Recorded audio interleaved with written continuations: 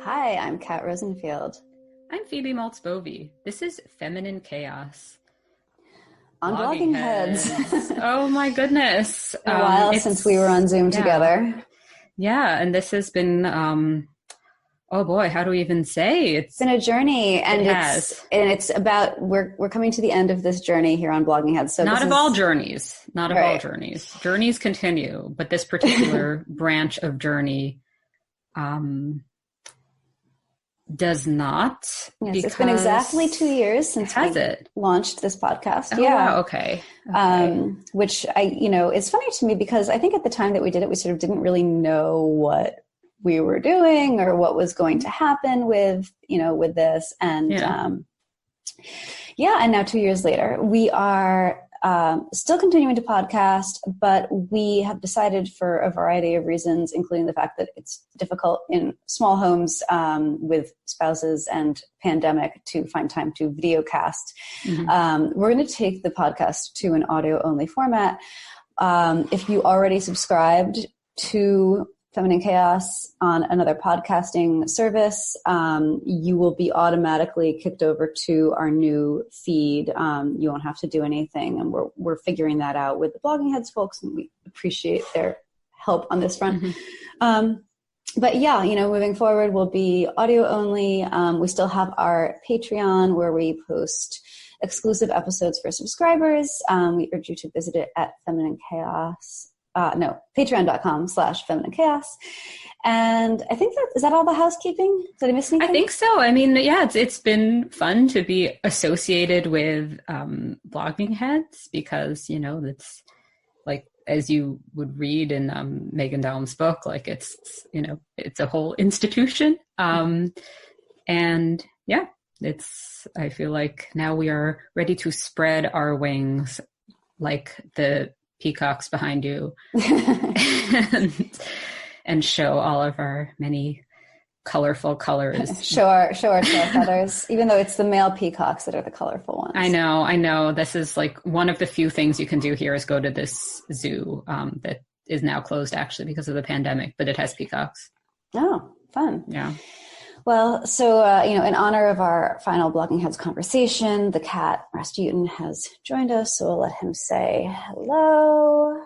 If you hear purring, this is why. Oh, a little licking. A little licking. He's a really licky cat. I don't know if our viewers have picked up on how often I spend these conversations with my hands in my lap, just letting the cat go to town on them, trying to pretend that it doesn't bother me, but I actually really hate it. It's disgusting.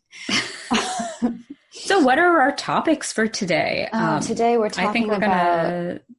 You coined a very good expression, and I think you have to say it because it's amazing. The Madonna Karen complex. Yes. The new dichotomy that has emerged over the course of certainly the past year, if not the past 4.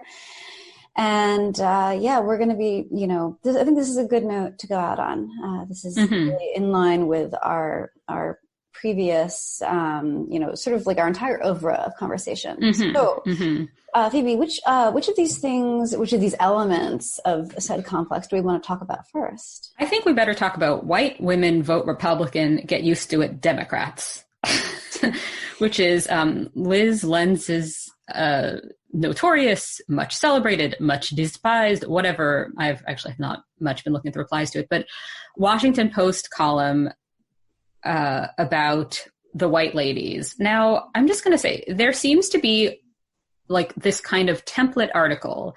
I literally wrote about this, not to be all like, I wrote a book, but I did write a book a while ago. It came out in 2017, but I wrote it before. It's called The Perils of Privilege. I wrote it before Trump was even the nominee, except for the afterward. It was after he was the nominee. This was already a thing then. These articles, these templates have been floating around for a really long time. There's also a Catherine McKinnon, the classic feminist Catherine McKinnon article from, I think, possibly the 90s that kind of makes a lot of these points. This is not new. Basically, there's this like template white ladies article that just exists in the world. So she wrote, Catherine McKinnon, wrote an article about this way of thinking. This was not such an article of hers. But anyway, And you wrote a whole book women, about it. And yet, despite the fact that you wrote a whole book about this, people are still trotting out this template as though it makes any sense at all. Well, so basically, it's just this notion that white women think they're all victims of sexism, but actually they are the oppressors in terms of racism, as versus people having different facets of their identity and all of this. It becomes like it's one or the other. It becomes in the discourse that either white women are the oppressor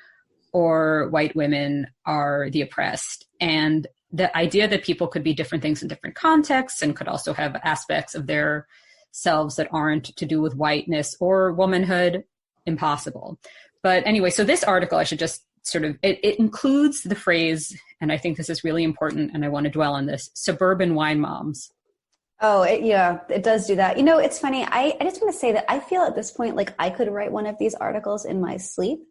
Likewise. And, you know, and maybe we both should, because it seems like there's no shortage of homes for this take just to keep being published over. Oh, no, absolutely. So it's the same article again and again. And basically it says that, you know, it cites the exit polls with the 53% from 2016, where 53% of white women voted for Trump, which turned out not to be the case. It also turned out to be that this was only white women voters being looked at, not that 53% of white women. There's also always now this nod. They'll say, well, it turned out that wasn't true, but let's just continue. True. Exactly. So that's, so there's always about the 53%. There's always about the sort of cringe, performative, pussy hat, pro Hillary Clinton, insufficiently whatever, you know, the women who vote Democrat but are not like young, hip, and living in Bushwick or something, you know, that great crime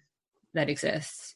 I thought the whole point was that they don't vote Democrat because white women, as a monolith, there are millions of them, and yet there's just one. They universally vote to uphold white supremacy and to make themselves adjacent to the power of the white cis hetero patriarchy. Oh, yes. Rather than expressing solidarity with women who include non-white women. I'm just, you know, this is the article that I'm going to write in my sleep tonight. Oh, yeah. No, I think we should definitely, tonight, I definitely plan on doing this in my sleep. So the one that we're talking about, though, includes a few really, really amazing passages that, it's just the same thing. It's just the same thing. And I can't, what bothers me just on like from a literary perspective is how can the same thing keep appearing? Like, how can the same article keep appearing? And who is eating this up? Because people are, and it's like, it's inaccurate. I think I know who's eating it up. Is it Rasputin? Well, no. I'm sure he loves it. My dog would eat up just about anything. Yes, you could print this article out, and if you dribbled a little bit of meat juice on it, the dogs, I think, both would eat the paper pretty happily. But, who's eating it up, I'm sure, is the same subset of extremely guilty white women who are writing these articles. It's like they write them and then they read them and then they write more of them. So I think there's more than, I think that's definitely, I'm going to yes and this theory and say that I think it's also men, not just white men, but not white men, who are, enjoying the opportunity to be like, yuck women, yuck older women, yuck women I don't want to sleep with because they're old and suburban and drinking wine, to get away from their teenagers. And maybe the teenage girls would be interesting, but their moms are probably old and uninteresting and suburban and definitely voted for Trump. And that's why I don't like them. And it's not because they aren't nubile and in bikinis and offering themselves to me. So I think there are some men also. I do think I agree with you that it's mostly women, but I want to do a few quotes. Yes, please. Because I just, while prepping for this, apart from putting on eyeliner for the first time in a very long time. Okay, so first, to many white women, equality means dominating the system like men rather than dismantling it to make it fair for everyone. Okay, so that's a fairly short quote, but I think it packs a lot in there. So first off, who are these people, these saintly imagined people who are not white women and who do not want the best for themselves and their loved ones, but who are just all for dismantling systems out of the goodness of their hearts and who do not simply want to be the more powerful in whichever existing systems? Is this some kind of phenomenon? No, most people want the best for themselves. This is not a white women thing. This is a thing. It's a human thing, I'm going to just say. So that just already like really kind of got to me. But then, okay, so this is the sort of template part. In pink, quote, pussy hats, they protested the inauguration of a president accused of sexual assault whose misogyny had become a feature of his campaign. This was the rage of women, a force that, we were told, would be a cleansing power in U.S. politics. Hillary Clinton's loss would be the catalyst for a new era of empowered womanhood. So this, I think, gets at a little bit of like the baseline issue here, which is that women on the whole were sort of set up to be, and this then Me Too really sort of reinforced this a lot, but this notion of like women are the victims, women are going to save us all, got very sort of like, there was this kind of like mainstream liberal thing about this and mainstream progressive thing about this. Oh yeah. I mean, Rebecca Traister wrote a whole book about how women's rage was going to drive like the greatest political evolution / revolution that we'd ever seen. Right. That was not that long ago. Right. There was this whole sort of, there were like, I think a few books about the anger, how women's anger was this wonderful force, which seems to have not unfairly led to a backlash, but like, again, an overshooting the mark backlash. So instead of it being that women are angry for all sorts of reasons, some of which have to do with making the world a fairer place, others of which do not. Mm-hmm. Instead, it's become like, actually, white women are white supremacists, all of them, especially the ones who bought White Fragility, which we will talk about. We're talking about that. We're talking about But so I think that there is something to this where like these forces, is this dialectical? I never know how to use dialectical in a way that know what that word means. Guess, okay, we're gonna start. Okay. There are these two things that require each other. And one of them is this notion of women as ultimate victims. And the other is this notion of that actually all women who are privileged by according to any axis, are actually the very, very worst, worse even than men. So, or than the men and their equivalent, whatever. But so can I just say, or did you want to quote more? Because I do want to quote more, but there's just one more that relates to this, and then the other part doesn't relate. So this is, okay, it's the logic of claiming to be a loser while winning. So that's a little reference to Trump there, I guess. Of course, all women, conservative and liberal, at all levels of society, face real discrimination and sexism, but that makes donning the mantle of victimhood while perpetuating the patriarchy an even more cynical game. So it's like, women are actually victims of sexism, and Lenz doesn't want to deny that, but she also wants to have this kind of like sift out this category of like the Trump supporting women who are somehow like, it doesn't count for them. They are just assholes, basically. Right. Donning the, when they claim to have experienced sexism or what have you, that it's really just it's manipulative. A cynical and manipulative way of making themselves adjacent to power, which of course nobody who didn't vote for Trump would ever do. We certainly have seen absolutely no cynical and opportunistic claims to victimhood happening, except in Trump voting camp over the past 4 years. I'm just in case anybody didn't realize I'm being sarcastic. I was just thinking about like the inevitable anger in the comments over when similar to when you read something aloud that people then think is actually your point of view. Oh, should I explain that? So yeah, just so you know, I did not write that article. I am not you are the not same person. You are not Liz Lenz. No. But so yeah, there was something about to return actually to the first thing that you mentioned, where it was this sort of outrage over the fact that women, rather than, engaging in this sort of saint-like attempt to promote equality across the board and level the playing field for all, actually want political power for the sake of having political power and, bettering their own lot in life. I think that the expectation there that women particularly would do the other thing has a lot to do with the fact that there's been, even now, as we're supposed to be sort of like post-gendered expectations, there is still this notion in the air that women are supposed to be nurturing, they're supposed to be selfless, they're supposed to be, if you're a woman, you're supposed to be like the world's mom, basically. And I feel like this expectation, the world's wine mom, this expectation of care, from whomever, and we've seen it directed not just at women politicians or women activists, but also like women entrepreneurs, where it's like your brand is not adequately caring of you. The girl bosses, your brand doesn't make me feel loved and validated. And it's like, Oh, okay. Sorry. I'm going to have to skip ahead to a quote from an article that we are going to talk about later in this show, just because it's so apropos and we will contextualize it later. But listen, here's a quote, and you will learn later what it's from. According to another anonymous source, a white woman who owns a popular bookstore on the East Coast was accused of being performative by an employee.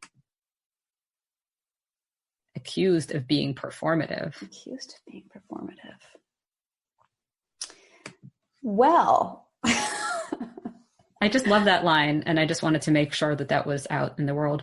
It's so good. It encompasses so much. I think it's just like, yeah. I mean, just like what you're saying, like this whole,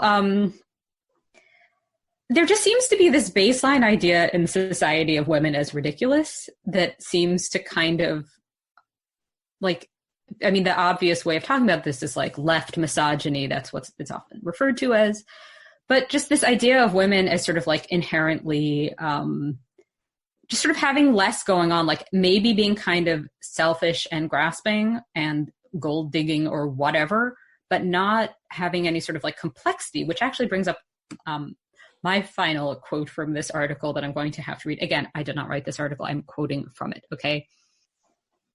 White women voting Republican isn't remarkable. What is remarkable is the amount of money and effort that went to flip suburban women, okay, who are being here conflated with white women, anyway, who had no intention of voting Democratic at all, because remember, there's only one woman, sorry, that's my side, okay, who had no intention of voting Democratic at all, while other groups of voters were taken for granted. Trump made gains in 2020 among Black voters and Latino voters, two subsets of voters long considered a monolith, but who are far more complex and multifaceted than any party gives them credit for, and who demonstrated independent thinking that went against predicted behavior. I mean, I was so overwhelmed by the article that like this, I hadn't even like paid much attention to that passage, but then somebody like highlighted it on Twitter and was, when I tweeted out about the article and was like, look at this. And I was like, oh my goodness. That's so incredible. Like you're complex if there's at least a possibility that you're a man. Then you have complicated reasons. Because that's an interesting way to put it. Yeah. Yeah. Then you might have really like, you might be for Trump, but you have a reason. You have a good reason. But if you're vapid white lady sipping from one of those, those glasses that hold a whole bottle of wine, you're that.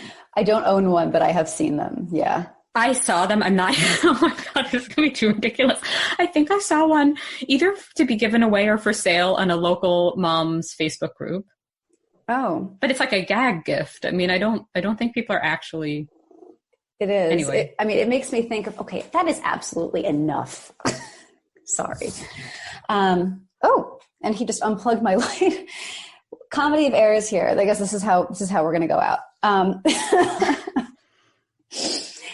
What we're talking about. Oh yeah, giant wines as wine glasses as gag gifts. Well, that just makes me think of the fact that I think the most famous use of an oversized wine glass is Amy Schumer. In her Friday Night Lights spoof skit where she keeps drinking out of an increasingly huge glass of wine until we're not even talking about one that holds like an entire bottle. It's like literally this big. It's kind of holding it with both hands. Yeah. But yeah, so and we were talking about wine moms. But, complexity versus simplicity. Right. Well, so, I don't know, it's a little maddening how, this notion is like, you wasted all this energy. Like, how could you, how dare you, on trying to reach out to these shitty white women who were never, ever, ever going to You mean the vote. one shitty white woman? Because there's just the one woman. But, right. And so when a white woman voted for Trump, it's because that's just what white ladies do. They align themselves with white supremacy because that's what they like and they're a monolith. When a person of color, as you said, who may be a man, so we have to be much more serious about it, votes for Trump, it's because, in this article, it's because they were not adequately focused on by the campaign. They were taken too much for granted. And, I don't know. But yeah, the basic summary is this group has complexity. This group is composed of individuals. This other group is not. They're just a monolith of badness. Yeah, it seems like there are all sorts of new but old ways of calling women idiots, and they just keep sort of cropping up. So also, I was going to say, for the template article that one writes in one sleep, complicity needs to be in there. Yes. Yeah. Because white women couldn't possibly just be actively bad actors. It has to be complicity with the people who are actually doing things, aka white men. But white women don't have much going on, but are complicit. Yeah. And actually, there's just one white woman. She's Ivanka Trump. So I'm just going to big reveal for our final blogging heads. I personally am Ivanka Trump. As am I. This is our I am Sparta. What a coincidence. I think so. I am Ivanka. Yeah. Oh gosh, there was something that I. Oh, really hi, Jared. Sorry, I couldn't help.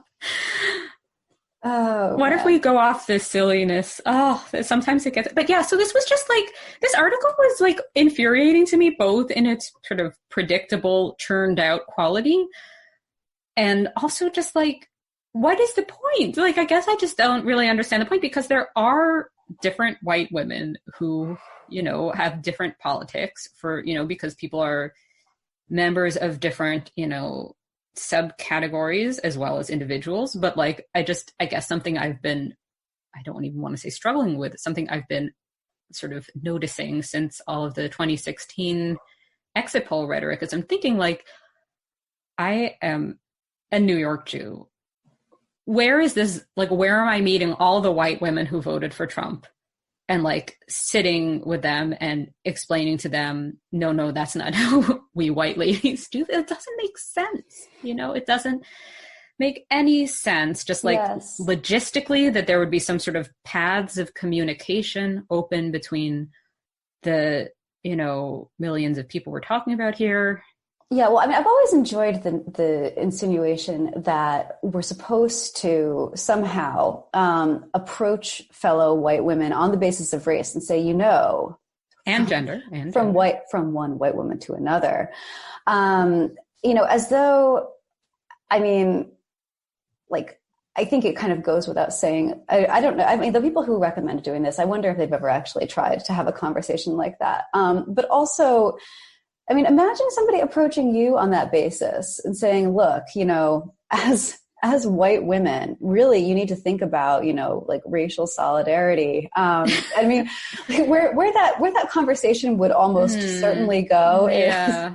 And so, having now, been convinced to vote my white womanhood, I've decided to vote for Nazi McBoatface. I mean, there's just, I guess what I find about this is also just the amount of times this article is written by a white woman. And I think this article, there may not be actually just one white woman, but I think there might just be one white lady's article.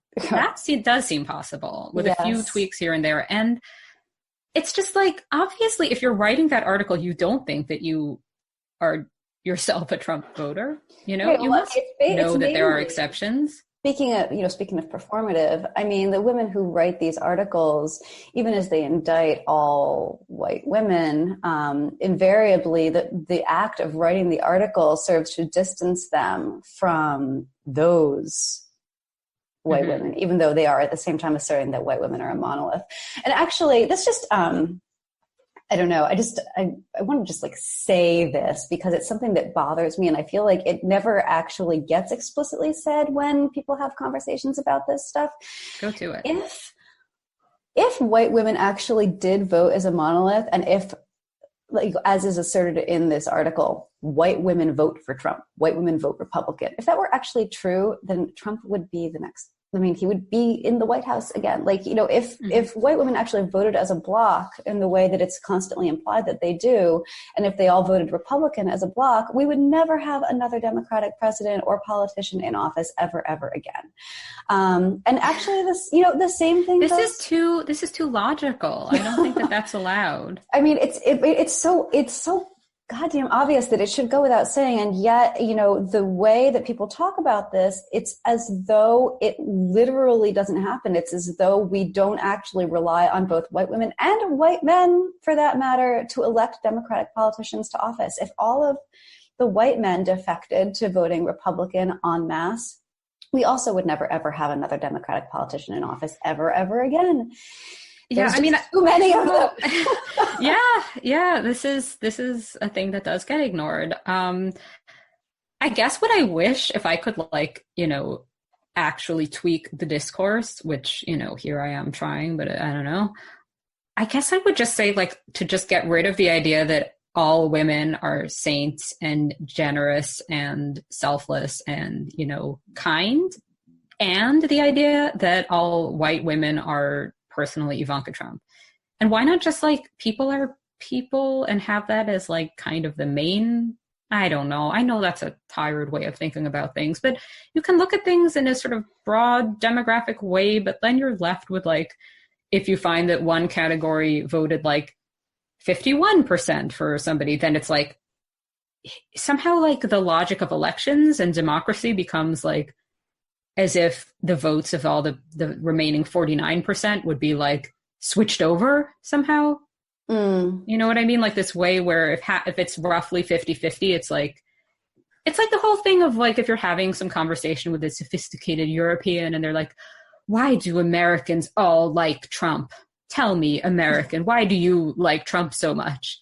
And you have to be like, well, you know, like, half the country doesn't, you know. Anyway. Yeah. I've had such conversations in my life. Oh man, I was successfully, like, guilted into letting a lady in Marrakesh give me, like, non-consensual henna all over my hand because she mentioned Trump, and she threw me so off balance by mentioning it. And I was, like, so apologetic. I was like, I'm so sorry for him. And meanwhile, she's, like, busy hennaing my hand. And I was like, wait, what are you doing? And then it was too late. So I was, that's the thing. Yeah. Yeah. This is my guilt, my American guilt over our bad president, you know, caused me to be marked for 2 damn weeks. It took a long time for that stuff to fade away. Oh my goodness. Yeah. I forgot about that.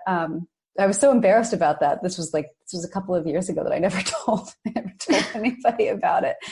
But so I feel like there was one other thing. Oh yeah. We were talking about if we could tweak the discourse.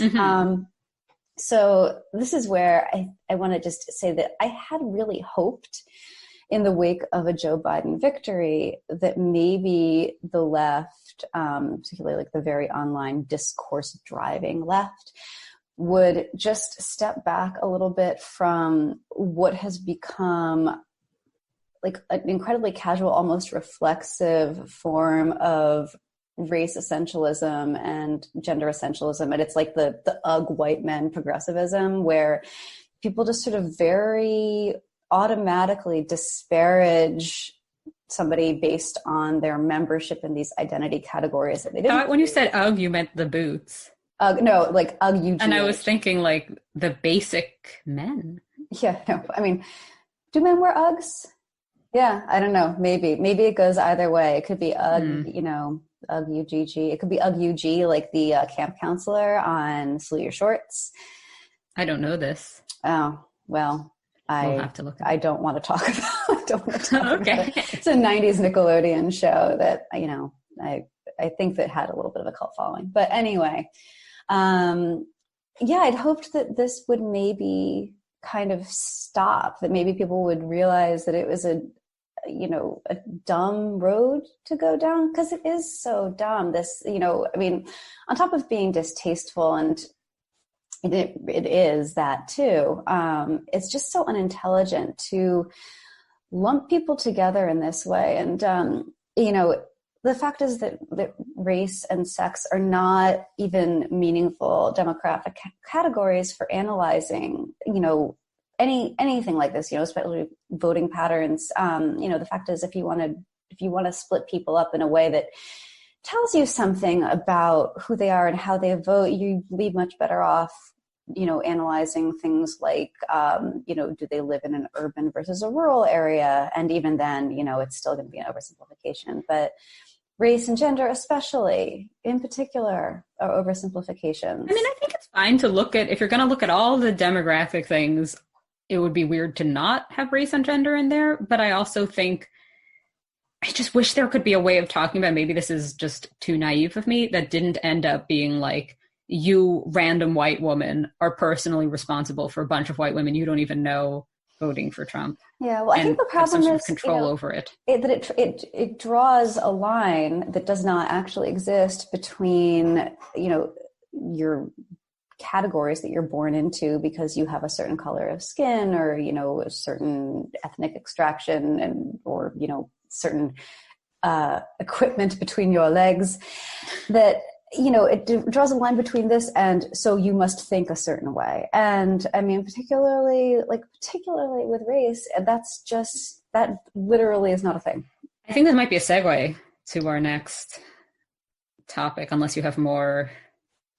No, I don't think so. So this is kind of like, the next topic is kind of, this is just a pretty natural part two. So there was this viral tweet, okay? All good things begin with a viral tweet, don't they? Isn't that's how the origin of the universe, a viral tweet. Yes, that's right. God tweeted for 7 days and then he rested and saw it was bad. I think that's what the Bible says. I agree with you. That well cited, very accurate citation of the Bible there. Okay, so Catherine Morgan tweeted the following. Okay, I believe she is a writer and bookseller. I need to actually move. No, I think that's what I had noted, but then right. But I mean, she works in customer service at a bookstore. I think we might want to note that she's, I think, quite young, like early to mid 20s. Okay, that's okay. Are her editors, however? Because I feel like this story is going to be kind of a publishing story in a way. Okay, it is, yeah. Because it's as much about the articles themselves and their, somewhat frustrating qualities as it is about what it means that they appeared. So the tweet that launched all those takes and so forth. Okay, ready? Again, I'm quoting a tweet. This is not my tweet. This is not me just speaking. This is a quotation. Ready? I did not spend my summer processing orders of anti-racism books for white women for 55% of them to still vote for this piece of shit man. This performative act means nothing to me. Okay. So that is the tweet that got a lot of people, and that was sort of like then set forth, like, editors, take a look at this, and clearly like the hope was to turn this into published articles, and it is now at least 2 published articles. Yeah, it's a pretty nice deal to have, to have one idea and basically write one piece and get it published twice. Well, so I think, so there are 2 pieces that came out of this, one of which is like a little bit more substantive than the other, although both of which, because of what Katja said, that they are kind of the same article, come up against some of the same problems. So the first and more sort of, I'm going to just say easily dismissed one was in Bitch magazine, which is a publication that has reasonable things in it as well. It's not, like, if you don't know, you might think like, what is Bitch magazine? It's where people bitch. But like, it's a feminist, publication. The slur, yeah. Yeah, and I'm sorry, but like in an age when Vogue thinks it's like reclaiming everything, thinks it's all whatever progressive. Yeah, at least Bitch magazine was never pretending to be. Bitch magazine was never. It's not atoning for something. It just is. Okay. Right. So this article was called "White Rage, White Guilt. How long do we wait for white women to learn?" ? And okay, so there's a particular quote from this article that I think pretty much like drives home the issue. Okay. Mm-hmm. It's pretty short, but it gets to the problem. Do it. Okay. And yet, despite all of the learning that supposedly took place via these books, it's these anti-racist books, okay, in early November 2020, exit polls stated that among white women, Trump still held their support. An estimated 55% of white women voted for Trump. Okay. End quote. Now, okay, all of you amateur and perhaps professional logicians in our audience, where is the flaw in this line of thinking? I'm not a professional logician, so I can't. Well, nor am I, and I'm going to just have to say all the same that I think the issue here could be that there is zero evidence in this article that there was even so much as one white woman who both bought an anti-racism book / tried to and complained when it was out of stock and also voted for Trump. For all we know from this article, this is a thing that has never happened. Now, I'm just going to say probably it's happened. We're talking millions of people here, but I mean, like, there needs to be the evidence that these are the same people. And this article lacks the evidence that these are the same white women. And I feel like that's really what the article kind of is like centered around that's its central fact. And it's a very shaky one on account of having no evidence. Yes. I mean, this is on top of the fact that, and this was a problem with the Liz Lenz article as well.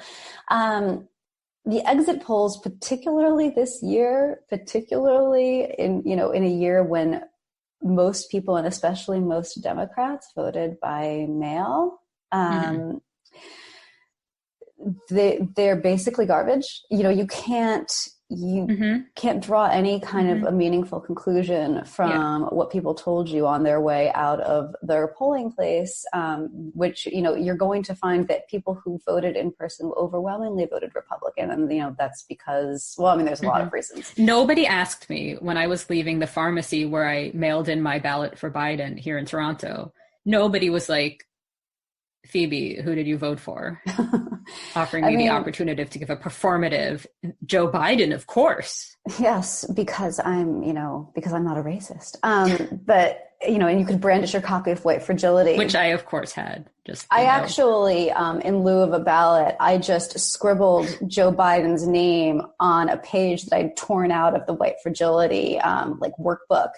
And, I'm sure that counts as like 20 votes. Yeah, it counts. It counts extra. 20 to 30,000 votes, I think. At least. I think the exit. It's true that the exit polls are, shaky evidence at best. But even if they were 100% accurate, like to the T, whatever, there is no reason to think these are the same white women. The ones who are buying White Fragility, looking for White Fragility, doing the anti-racist Instagram, and the ones who are voting for Trump. You're talking about such huge numbers of people here that there's absolutely no sort of anecdotal even reason to conclude these are the same people. And I guess it seems to keeping the same argument that floats around, which I believe, talked about on the podcast. It's definitely been in the Feminine Chaos newsletter. It's definitely been on our Twitters. But basically, like, being performative and kind of like shallow in your anti-racist activism is not the same as like being a Trump voter. I don't mean that one is this way and one is that. These are just two different things, both of which might annoy somebody, but that doesn't mean that these are the same people. Yeah. Okay. You know? So two things about this. Number one, the fact that this article, I guess that it was the LitHub article, which was the more substantive, also by Catherine Morgan. But you had mentioned the quote from it earlier, that this article is, extensively laments the fact that these women bought this book performatively. That's the book. Sorry, that's the article, Catherine Morgan's article about that wave of anti-racist bestsellers over the summer, ...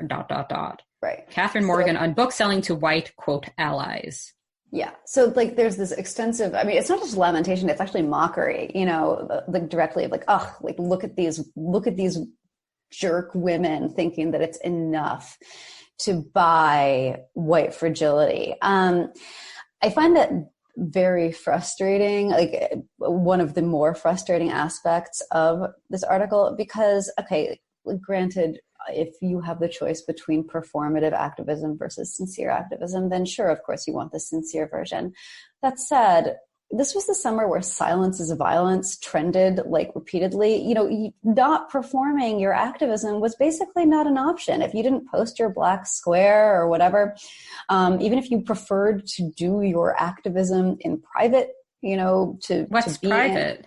I mean, does that exist? Somewhere not online, somewhere not on social media, you were told that you were basically complicit because you were being silent, and there, being silent, like you might as well just go to a KKK meeting, you racist condoner.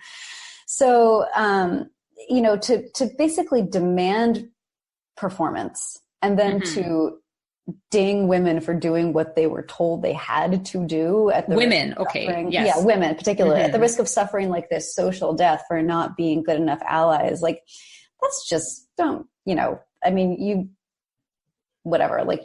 play stupid games, you get stupid prizes, I guess. But the other thing is that after thinking about this for a while, I actually think that there probably are more women out there who did in fact buy and read White Fragility and also voted for Trump. Don't you wish they had been located though and interviewed or something? Because wouldn't that have been much more interesting than this kind of gesturing?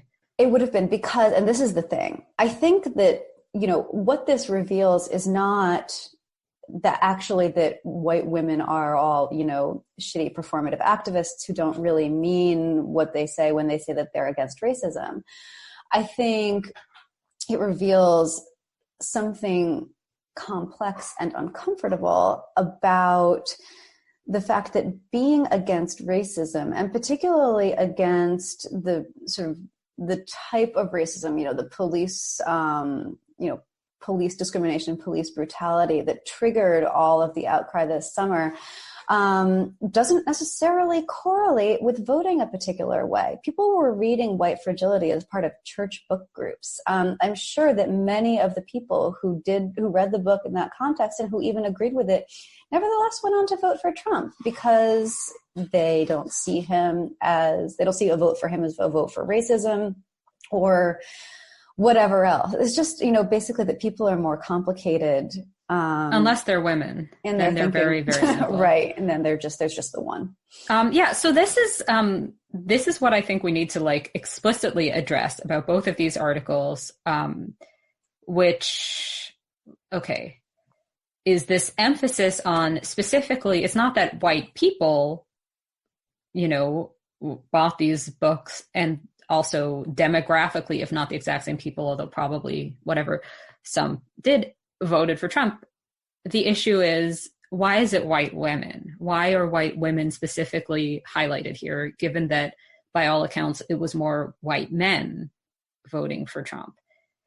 Why are white women coming up in this context? Well, so now this is from the Bitch article. where was this? Okay. As I scrolled through Facebook, I began to passively take note of the kind of person who was sharing these sort of embrace your differences messages. Interesting enough, these people were all white. More specifically, they were white women. So this does not seem like, why white women? What does this mean? And I think I have a couple theories about why this whole story became about white women. One is that, it's this sort of publishing thing and who's buying books in general and who's posting a lot on Instagram. Maybe that's more women. Okay, that's one theory. Another is that and this gets to the title of our show, Kat's Brilliant Coinage, the Madonna Karen complex. Karen.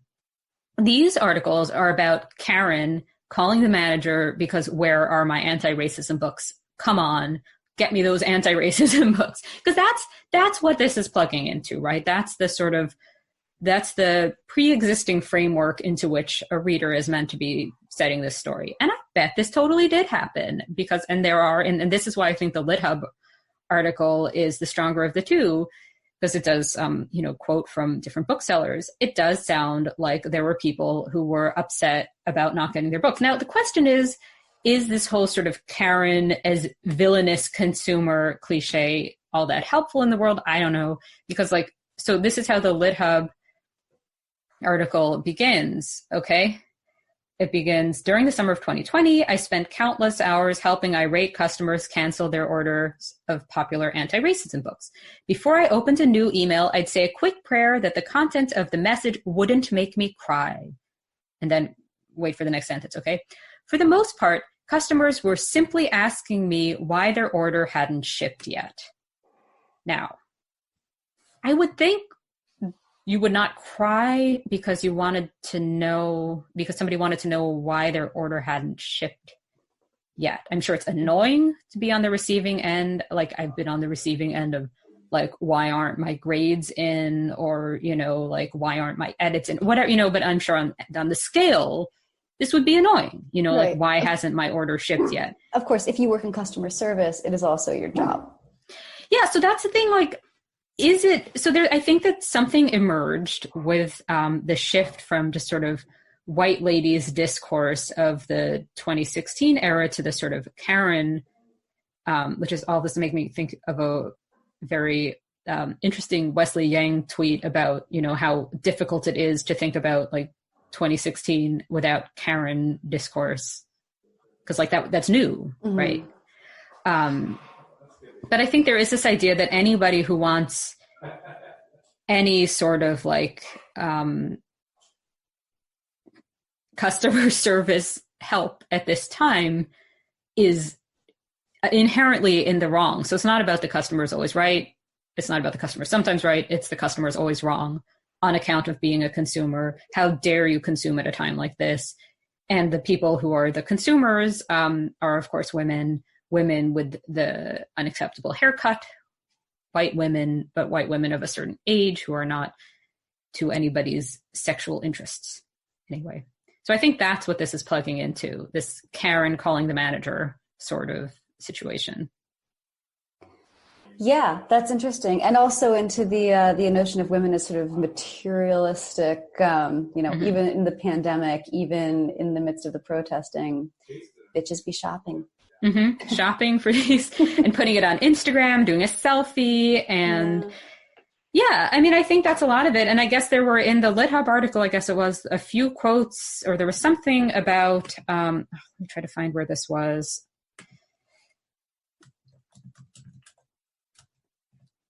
Sorry. Okay. So this was a quote, this is Catherine Morgan quoting a different bookseller. Okay.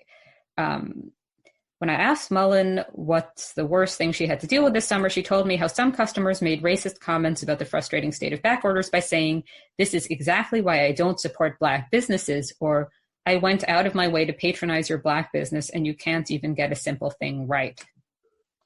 So I guess I am so curious as to how many people actually said that verbatim. I I'm sure it exists in the world. I'm sure it does. I'm trying to envision, the person who actually does care enough about this stuff, to want to specifically support Black business owners, but then who says literally, I went out of my way to patronize your Black business. I mean, it just sounds so like obscenely over the top racist. Okay, so I have a few thoughts about this, and it's kind of tangential, but I think kind of gets us there, which is, what does it mean to buy a book?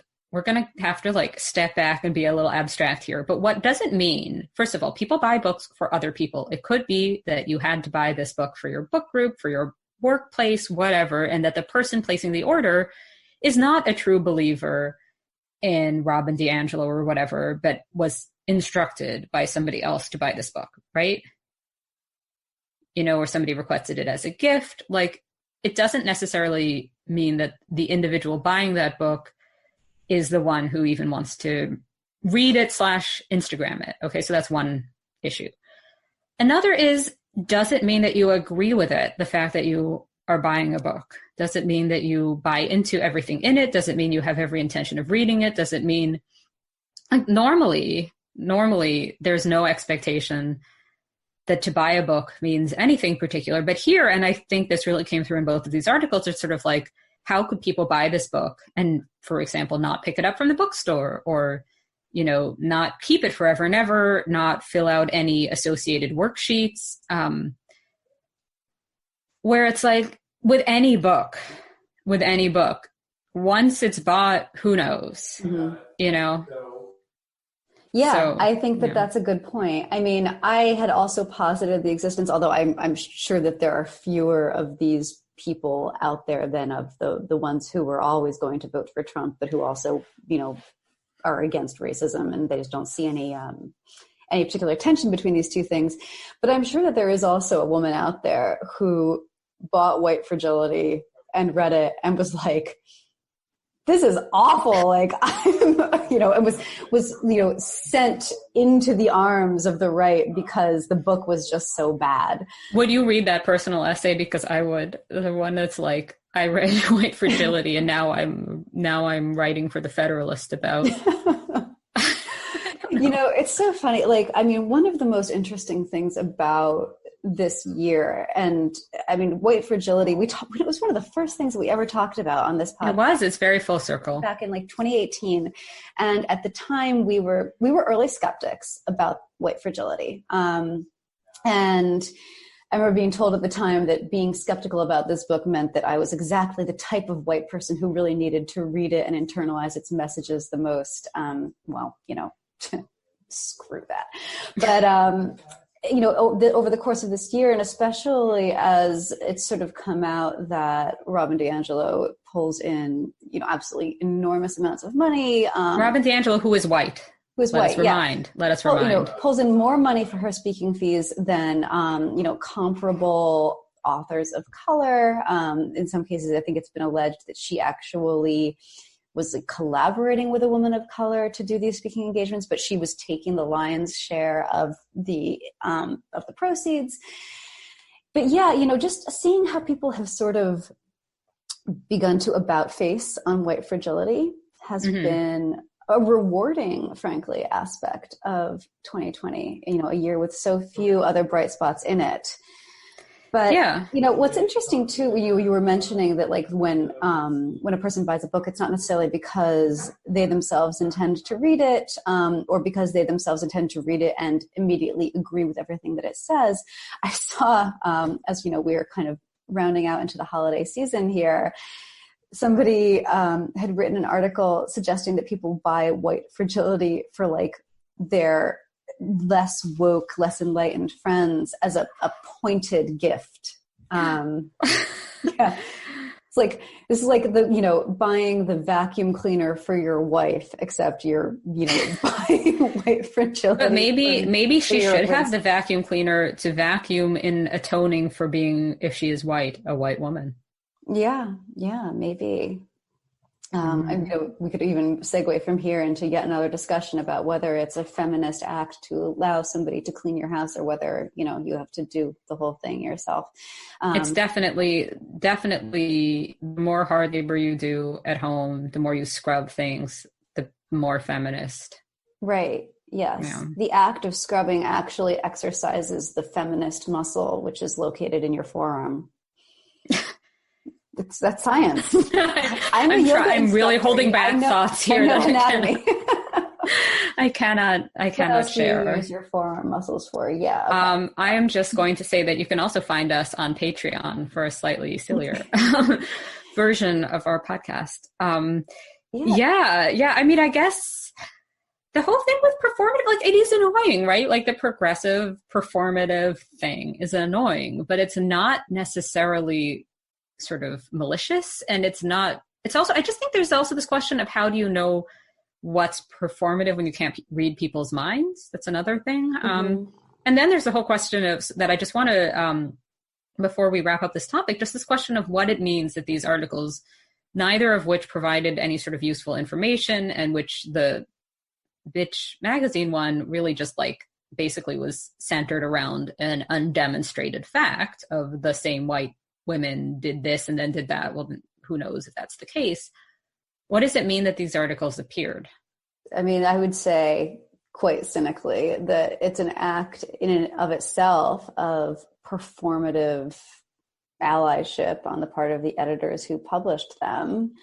That they if anything is, I don't know. Cause it just seems like the sort of thing where because I've seen people sort of positively sharing these articles. That's actually how I found them and how they ended up in my timeline. People look, isn't this great? And it's I guess what I wish the articles had been, or at least the LitHub one, which I have a bit more sympathy towards, I wish that had been about people throwing fits, with some more data about people throwing fits, and without this emphasis on it specifically having to be women, unless it happened to be women, but without it being this kind of preconceived idea of that might have been interesting. But then again, I fall back to this issue of the bad consumer as sort of the villain of our times, when all people can do and have been able to do for nearly, it's starting to feel like it's been a year now, whatever, for a really long time, all you can do is stay home and order stuff on the internet,